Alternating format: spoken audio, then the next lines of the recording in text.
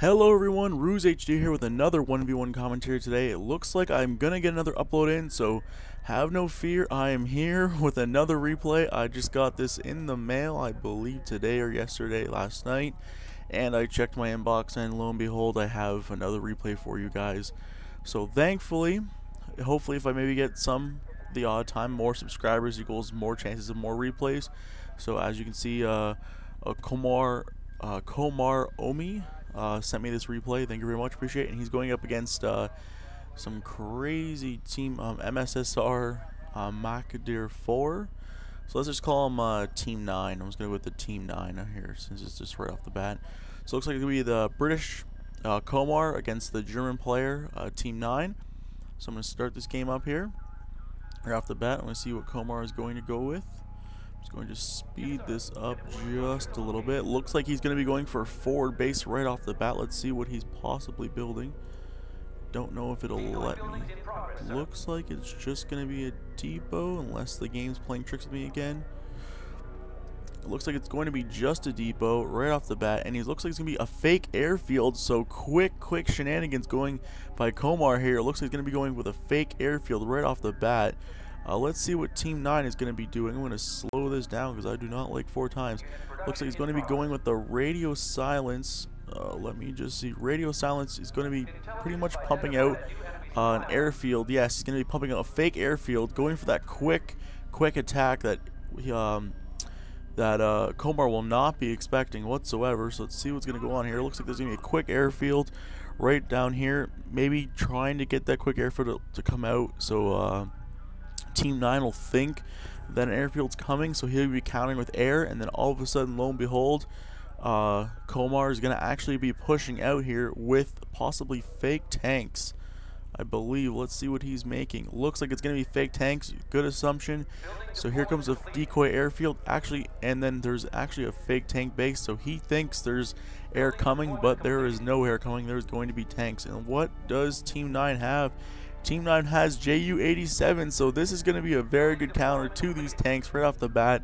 It looks like this truck is going to get sniped, no doubt about it. Let's see what Komar was going to make. Just a depot, but this truck will get sniped if he can see it. There's no camouflage net whatsoever on this area, so he's going to get that truck sniped. Here comes a recon truck out of here, but the only thing is that he can see it.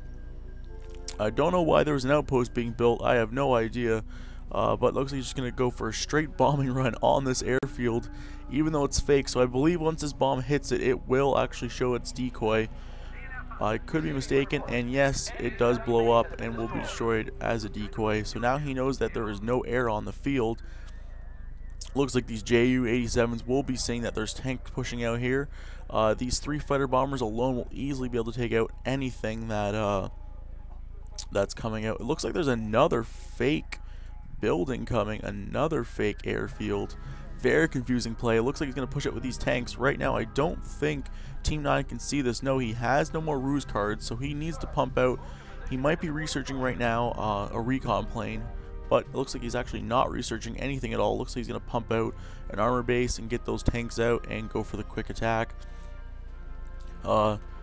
Very risky play by Team 9 to go push air right off the bat, because if Komar would have pushed with air right off the bat with those fighters, he would have completely destroyed all of these fighter bombers and been in big trouble. But he chose to go with an early ground, the cruisers. It looks like that as soon as this Panzer III is out, these 3 fighter bombers will completely destroy these 3 tanks right off the bat. Should be no problem whatsoever. He might get a couple kills, but this game might be a quick one, ladies and gentlemen, due to the fact that there will be nothing to stop these fighter bombers. As you can see right there, there goes 1. 2 and 3 should follow right after. As soon as this plane lifts off, this should be a no-doubter game in my mind, unless somehow Komar can recover from this and actually begin to pump out a real airfield. He doesn't have any real airfield out right now. He needs to make one. Anti-air base is not the best decision. If he pumps an airfield out right now and gets out 3 fighters, he will be able to kill these 3 fighter bombers no problem and get this game in hand.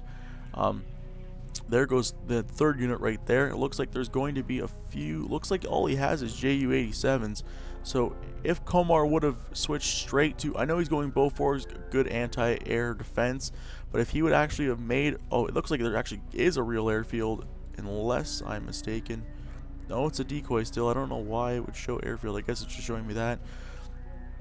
If he would have went real airfield, he would have easily been able to pump out the fighters, and he would have been able to push across the map with those. Well, he would have had to research the fighters first, but at least he would have had a chance to push those fighters out and go straight for these Ju-87s, get those free kills.